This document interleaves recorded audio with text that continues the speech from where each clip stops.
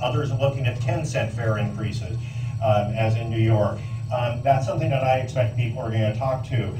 It is hard for me, though, to be able to propose that in this tough economy. When people are trying to be able to make ends meet, trying to be able to keep a job that may in fact have had hours cut back, not having any kind of an increase, I think it's reasonable to be able to talk about it at 5 cents, but I would expect that that's something that our riders are going to talk about. With the addition of the Green Line and West and all of these services, I'm just looking at it how our viewers might see it. You know, they see TriMet growing, adding, getting bigger. Did you bite off more than you could chew, or add too much, or can you make sense for the viewers how this addition happens and then you're falling short? Well, first off is that if you look at any corporation, good business in this country, you have to, during tough economic times, you can't just hide and not plan for the future. So certainly we are planning for the future because we know that the economy will turn around. That's rich, isn't it? I mean, that is rich to listen to him talking about any good business, any business in tough times expands. No, that's not what they do, Fred. In tough times, businesses contract. Starbucks closed stores, Kmart closed stores, GM is out of business. Places don't keep adding stores when they're running out of money, Fred. So stop the bullshit because we know you're full of it. And we need to be able to provide transportation to our citizens. Yeah, well, you're providing less and less transportation to your citizens right now. So how can you tell anybody with a straight face that continuing to add services while you're getting rid of services? What a bunch of bullshit. A project such as the Green Line, which opened in September, was 10 years in the planning and construction process. And it's not something that when the recession hit that you can just kind of stop and say, oh, shouldn't have done that. It is a part not only of what we should be doing in terms of planning for the future, but it was a long ways along in that process. Okay, that's the first thing you said that made sense. We understand that you can't just stop it, but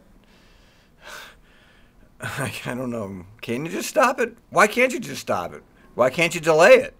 Why can't you put it off for a little while, you know, like a year?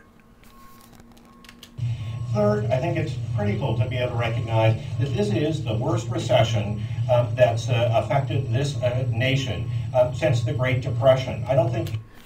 That really pisses me off when he starts talking about the Great Depression. This economy we have out here in America today is nothing like the Great Depression, and that's just phony propaganda. This is nothing like the Great Depression. Yeah, there's about 20% of the Americans that are hurting right now. That's a hell of a lot different than the 60% that were selling apples on the corner during the Great Depression. So this is rich, and I don't think that you're suffering too badly during the Great Recession, are you, Fred? Nope, not with your salary. Anybody would have predicted that it would have been as deep as this, or as long, or as jobless in recovery, which is really the driving force. So. No, I guess you wouldn't predict that. When things are good, you just predict that things will continue to be good forever, right? That's pretty much like how the government does things. If things are going well, then they're going to go well forever. You know, even me, with a very limited understanding of economics, knows that economies expand and contract. It's expected, it's cyclical, it happens all the time. Nothing expands continuously forever, okay? And this contraction could be a lot worse than it appears. From the standpoint of looking out, yes, we must continue to be able to plan for what this future of our region is going to be. The predictions are still 1 million people coming to this region over the next 25 years. And how do we really accommodate that growth? We need to... Well, not by cutting bus service. That's not how you accommodate the growth, Fred. Plan for it, but right now we also need to be able to recognize that the payroll tax and the passenger revenues are down, and we need to have a balanced budget. Are there any reductions to West that you can make in the meantime? Well, the West... Oh, did you hear that? Are there any reductions to West? There we go. There's the big bugaboo out here on the West side.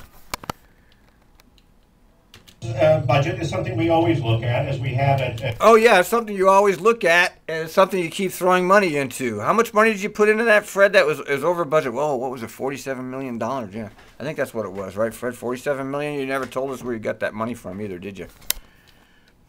At all other places. Right now, it's at a minimum level of service. We'd like to be able to, if the economy were stronger, to be able to even see it greater. I think that gives people confidence that they can ride it and can commit to it, as we have seen the riders who just love that service who are on it. Not as many. Yeah, that's true. I will give, that's a true statement. People that are using it do like it. I would like it too.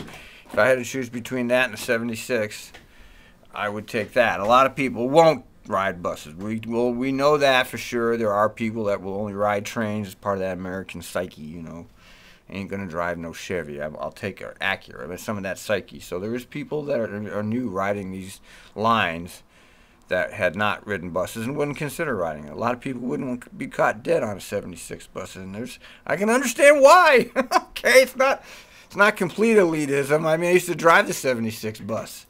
You know, and the more they cut service, the more crowded the bus is, and the more crowded the bus is, the more you pack people together, the more you pack people together, the more you have friction, the more you have friction, the more you have confrontations, the more you have confrontations, the more you have crime. We like to be able to see. But at the moment, we are not proposing to be able to have direct reductions. That's something, obviously, I do expect that the public will comment upon. Yeah, oh, yeah, the public's going to comment on it, Fred, and you know as well as I do, it ain't going to do them no good. If they would like. And the bus reductions, is that simply the easiest way to reduce, whereas west, you're sort of handcuffed, you can't reduce? Well, if you think... Did you hear that? Are the bus reductions the easiest way to handle your budget deficit, or where's the West? You know, you can't deal with that for some reason. Let's hear what Fearless Fred says. About the West Line first. You know, we're running right now 3 trains in the morning, 3 trains in the evening. You know, the choice is you take that back to 2. Are there other sorts of things? It doesn't save a lot of money, and yet it kind of at its minimum level of service. When we're talking about bus and max, to be able to extend the time, the headways from 17 or 15 minutes to 17, or in some cases from 17 up to 20 minutes, is an inconvenience, but still provides a level of service. From my standpoint, that made better sense to be able to do than to be able to actually just flat out eliminate what is already pretty basic service. Oh, I love that one. That's a great one, because the West trains are, I think they're half full or something, and a considerable portion of those people could be using a bus if they had to. So he's going to, they're still going to have service for it. See, this is where Fred doesn't track. They're still going to have service, but you're pushing more people together in a more dense situation. You're making it less convenient. Whereas the West has luxury accommodations. See, you don't get it, Fred. You don't get what you're doing here. Or maybe you get it, you're just lying about it.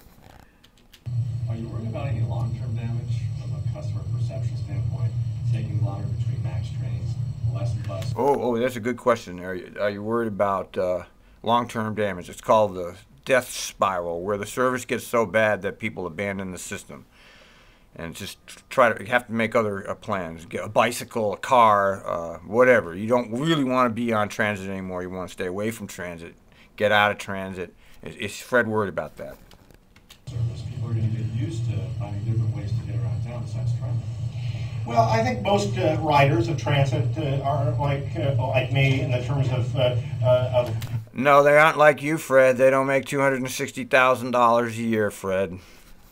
My ride. Mine is the 17, that's my commute bus, and it is in fact being extended in terms of, has been in terms of the headways. What we do is we tend to be able to adjust our schedules to take that into account. And although I think all of us would like to have our buses, our max trains to come, not just every... Did you hear that? He does not answer the question. The guy is the king of the bullshitters. Every 15 minutes, but for me, every 10 minutes, maybe every 7 minutes, that kind of quality service. But I think what we find as regular riders are that we can adjust our schedule and work around that bus or train schedule. We are still having, if you think about it, on the MAX system between Gateway and Well, the Max isn't so bad. The Max is the least affected because it's got, well, except during rush hour. Look, I'm running out of time for YouTube, but Fred, I got to hand it to you. You're a great bullshitter. And, this is the first time we've seen you actually make a press conference in how long?